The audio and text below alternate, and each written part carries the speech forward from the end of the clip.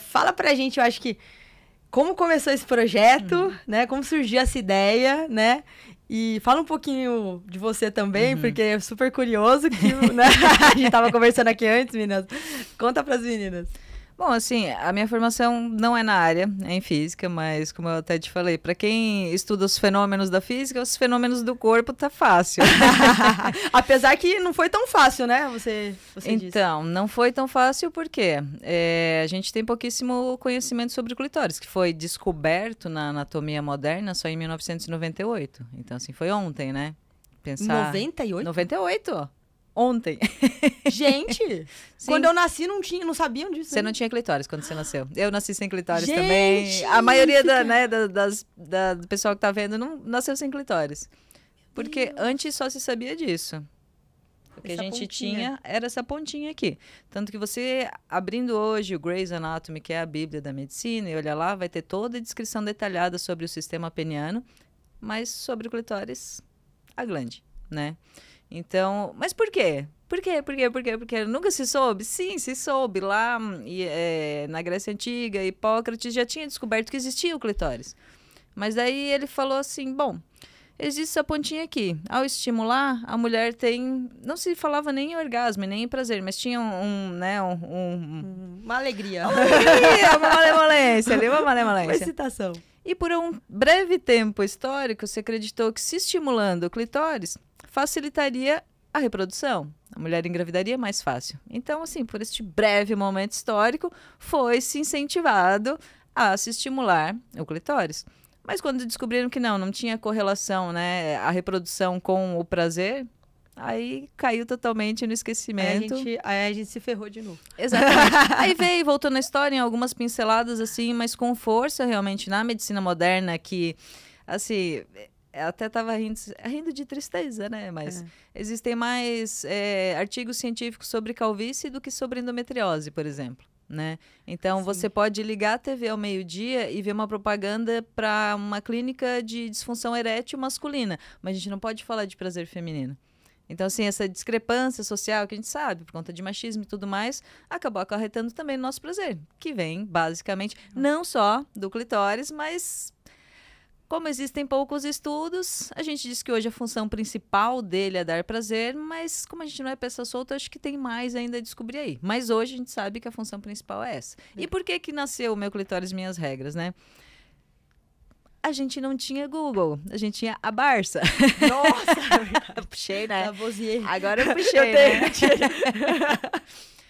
Qualquer coisa que não estivesse ali, para quem que você ia perguntar?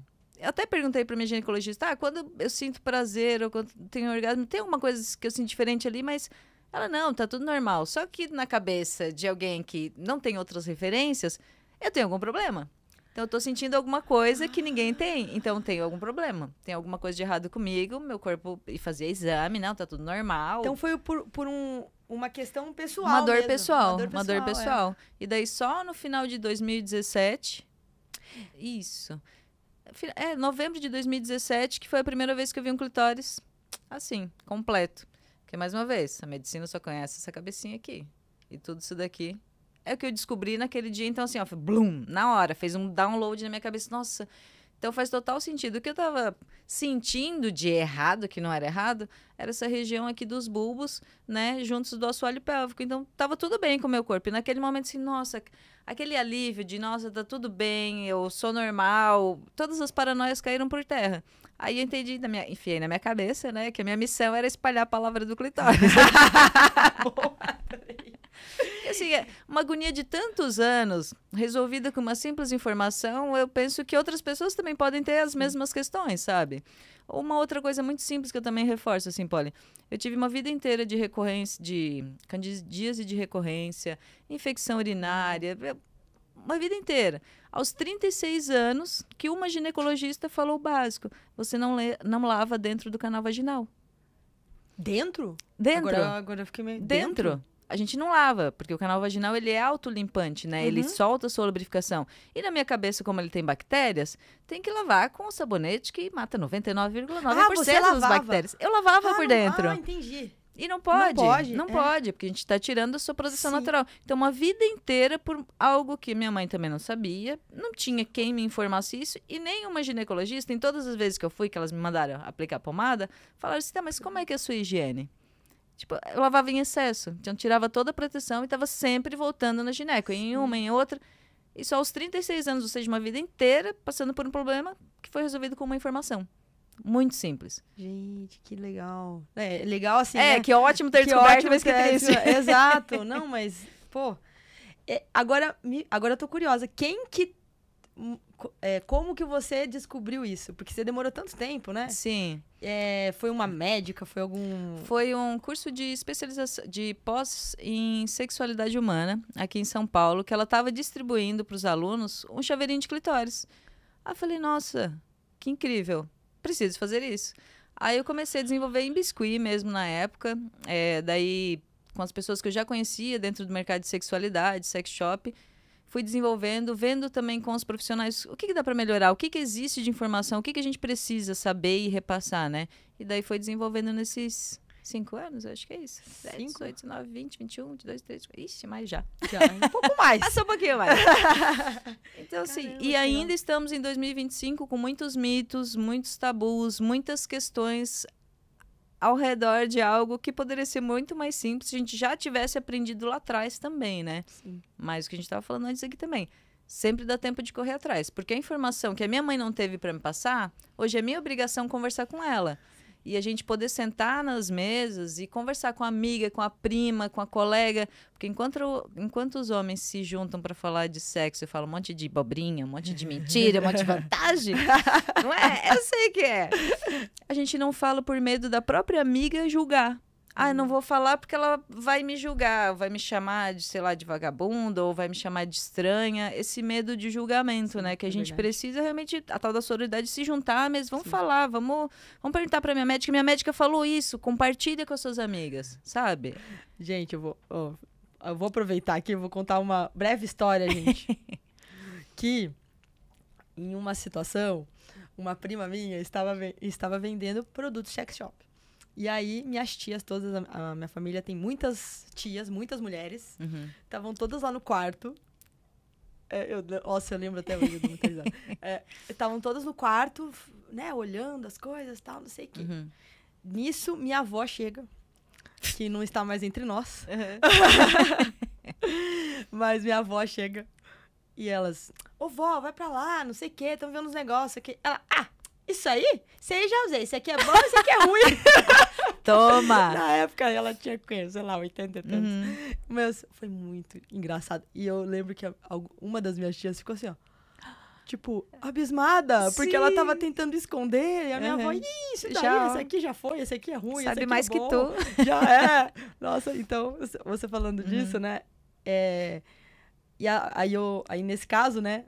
As filhas tinham mais pudor. Preconceito e pudor do que a mãe, né? Exato. Sobre o Então, assunto, assim, que loucura. precisa quebrar essas barreiras mesmo e conversar. Precisamos. Demais, demais, demais. Mas você disse também que você antes dava aula de física, era isso? Sim. Didática, assim, aula na escola. Isso, licenciatura Porque eu falei, mesmo. é muito didático, né? Tudo isso aqui, muito didático, muito de professor. Na época que eu dava aula, eu gostava de levar mesmo para a escola. Inventava coisas para fazer experiência com eles, porque é tão difícil já tentar explicar física, já é tão inútil que você nunca vai usar na vida. Usa sim, pô. Então, eu tentava Quando a gente levar... é adulta, a gente percebe que... Eu tentava levar algo útil, não assim, o trem saiu às 11 e o outro às 11h30, que hora que eles vão se bater? Não vai acontecer. Talvez aconteça aqui, mas enfim. Coisas mais práticas do dia a dia. Então, assim, o que eu tentava puxar isso, assim, o que dá para levar para poder atrair atenção ainda mais de jovens cheios de hormônios que não querem, né, prestar atenção na aula. Não quero prestar atenção. Pô, legal. Aí eu trouxe isso pra cá, assim, pra tentar também fazer com que as cores chamem a atenção, pra ser didático, pra poder ter educação de várias idades. A gente tem esses kits também em algumas escolas. Porque a gente não precisa falar de prazer, a gente tá falando de anatomia. Sim. E sexualidade a gente consegue conversar em todas as idades, pra cada uma delas tem um tipo de linguagem, né? E hoje a gurizada tem o celular. Se te fizer alguma pergunta, é porque já sabe a resposta. Só tá te testando. Sim. Né? Sim. E ainda tem inteligência artificial agora. Exato. Ainda tem um pouco de bloqueio para clitóris, para É mesmo? Sobre esses assuntos? Ainda diz lá, está ferindo os termos, etc. E tem que ficar tentando contornar a inteligência artificial, assim. É um pouco difícil, mas daqui a pouco também eu acredito que vai estar mais tranquilo.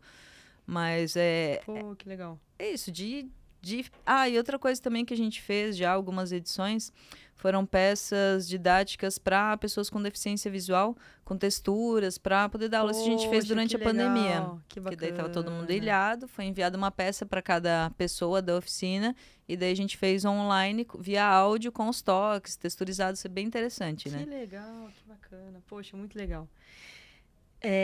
Agora, falando da mulher 40 a mais aqui, né? Por que pra você, assim, né?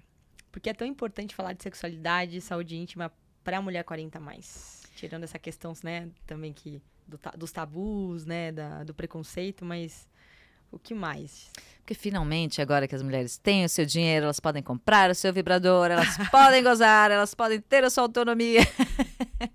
Principalmente por conta disso, a nossa autonomia. Se a gente sabe como o nosso corpo funciona, se a gente sabe o que a gente quer, o que te impede de te dar prazer, de ter prazer, né? Sim. Que seja num âmbito mais geral, não só de orgasmo mesmo. Eu tenho a minha grana para viajar, eu tenho a minha grana para poder conhecer quem eu quiser, para ter os prazeres que sejam de comida, do que for. Isso também se adapta à sexualidade. Legal. Porque a gente tem informação, a gente tem um bom vibrador, a gente tem um bom lubrificante. Se tiver uma boa parceria, perfeito, mundo perfeito. Mas se não tiver, tá tudo bem. O importante é você ter prazer. Depois, a parceria, você consegue falar, né? Que isso é principal. Sim. Eu sei o que eu gosto, eu vou comunicar a outra pessoa o que eu gosto e os meus limites também. Aí fica mais fácil. Porque a mulherada, né? Principalmente agora terceiriza, né? Eu acho super válido, eu acho que tem que mesmo levantar a régua, a mulherada tá levantando a régua pra parceria, e assim, os caras vão ter que acompanhar. Corre atrás, filho. É isso aí. Eu acho que tem essa questão de terceirizar, né? De terceirizar o prazer. Então, né? O cara, o namorado, o cara, enfim, a parceira também. Uhum. Não mandou bem, mandou mal, mas você sabe o que é bom e é ruim pra você, o que você gosta e o que você não gosta, né? Sim. Porque senão, né? Porque precisa, eu acho que tem um feedback ali, uma devolutiva ali, né? Mas esse terceirizar vale até pra exercício. Sim. Eu vou emagrecer se você fizer esse exercício pra mim? Não vai. Não tem como. Exatamente. Prazer é a mesma coisa, é meu. Não tem como a outra pessoa ter prazer por mim. Sim. Né? Eu que vou gozar, eu que vou fazer o exercício, eu que vou fazer o negócio acontecer. Legal. É isso mesmo, legal. Vamos lá, temos muitas perguntas aqui, né? Olha, as meninas... a gente tem sempre, né, umas perguntas das alunas aqui e tal. Dessa vez a gente não pôs o nome das alunas, Sim. porque a gente, né, achou que algumas iam ficar inibidas de mandar, então a gente não pôs o nome. Então eu vou falar tudo de forma mais genérica, mas meninas, vocês estão aqui com a gente nessa conversa. Laura Miller é minha amiga, eu tenho uma amiga de uma amiga. Mas aqui, ó, quais são os maiores mitos sobre sexualidade feminina na maturidade que você acredita que precisam ser derrubados, assim, pra ontem? Ai, tem uns horrorosos, do tipo vagina larga, tipo mulher frígida, tipo... Começa por aí, assim, são horríveis. Porque primeiro não existe vagina larga, é músculo. Você tá trabalhando esse músculo aqui? Você vai trabalhar lá embaixo também. E não é com aperta e solta de WhatsApp, gente, é com fisioterapia pélvica com bons profissionais. Trabalha músculo, vai trabalhar músculo da sóleo pélvico idem. Exatamente. Beleza. Questão de frigidez. Gente, você teve um casamento horrível uma vida inteira. Aí você quer o quê, né? Você trabalha o dia inteiro, o seu parceiro chega em casa e ainda te maltrata. Como é que você vai ter vontade mínima de transar, né? E é o que acontece muito. Os caras colocam a culpa em cima da mulher. Assim, mas mulher tem menos prazer. Quem que disse? Mas demora mais. Será? Isso varia muito. E é só entender que uma vida inteira os homens foram incentivados a tocar no próprio pênis, a mostrar, olha, meu menino, que varão, põe pra fora, mija em qualquer lugar, não é? Você vai nas baladas em qualquer lugar, você tem que desviar pros caras não te urinar no pé. E a gente o quê? Desde pequena, fecha a perna, é feio, tira a mão daí. Não. Então assim, uma vida inteira de castração versus uma vida inteira deles de elevação. não é fácil a gente compensar agora, dar um clique assim milagroso e, nossa, vou virar minha vida. Não, é passo a passo que a gente tem que fazer. Mas a gente entende hoje que sim, precisamos abrir as perninhas, se tocar e ir vendo o que tem ali para aproveitar, né? Legal, bacana, bacana. E aqui tinha até já um comentário sobre isso. Ó, muita gente fala que perde a vontade depois dos 40, que não é a mesma coisa, que o amor esfria. Então, mas é claro que assim, eu estou falando de uma forma bem genérica, porque temos as questões hormonais, a falta de lubrificação também é uma causa, o que é fácil de contornar, porque existem 1 milhão de lubrificantes hoje no mercado que você pode usar, tem na farmácia, tem na internet, tem muita opção mesmo, assim, tem uns super tecnológicos já para mulheres na menopausa.